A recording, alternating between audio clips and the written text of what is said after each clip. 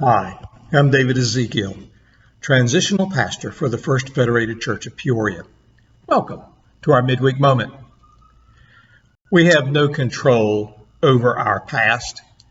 We may have had to endure the hardship of a harsh and toxic upbringing, or enjoyed the privilege of a loving and caring family.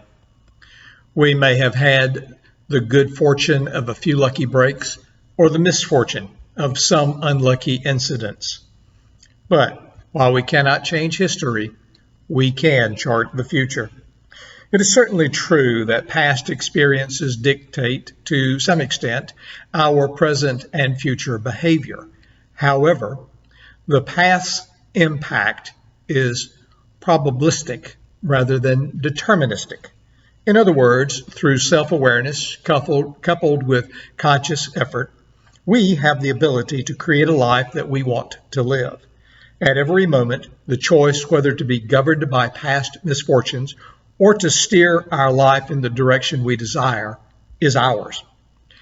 Alfred Adler, the pioneering Swiss psychologist, used to love to tell the story about an intriguing encounter that took place at the main railway station in Vienna, Austria in 1932. It seems that a well-dressed businessman got off a train and was walking through the crowded lobby. He was stopped by an alcoholic beggar who asked if he would give him enough money for his next meal. The well-dressed businessman said, "I don't usually respond positively with this kind of request, but I'm going to give you some money on one condition. Tell me, how did someone who is as intelligent looking as you appear allow himself to get into such helpless dependency?" With that, the beggar's face reddened with anger, and he said, "Listen, if you had to have happened to you what has happened to me, you wouldn't be so judgmental. I've never had a chance in life. My mother died when I was very young. My father was cruel and abusive. In fact, he got so bad that the authorities had to step in and take me and my brothers and sisters away from him. We were put in a state-run orphanage. We were living there when World War I broke out, and one night the two armies came together right on the campus of our orphanage. A firebomb hit the dormitory where I was living, and all I could do was to flee into the night with nothing but the clothes on my back. I've never seen my brothers and sisters again. This is the way it has been all of my life. As soon as I get on my feet, circumstances knock me to the ground. The deck has always been stacked against me. If you had happened to you what has happened to me, you wouldn't be so pompous and so judgmental." The well-dressed businessman said, "It's interesting that you should say that. As you tell me your story, it roughly follows the outline of my own experience." He said, "My mother died when I was very young. My father was cruel and abusive. I was taken by the authorities with my brothers and sisters away from him to live in an orphanage, and I was living there when World War I happened. A battle came up on our campus, and I too had to flee into the night."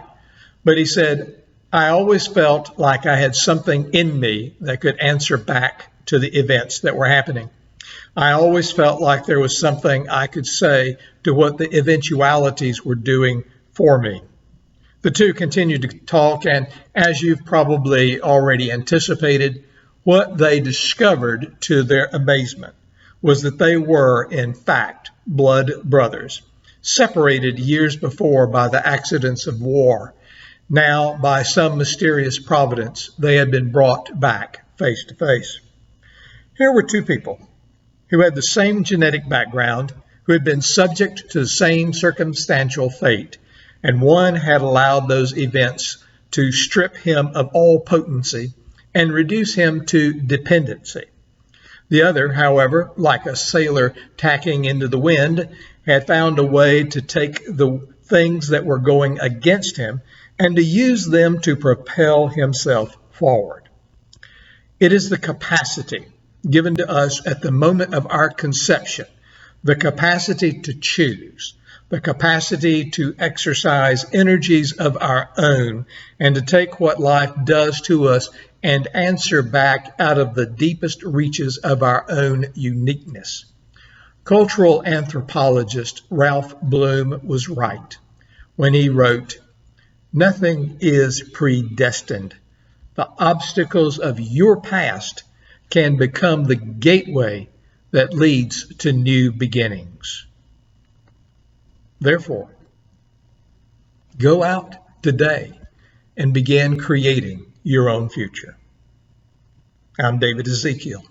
Thank you for sharing this midweek moment with me.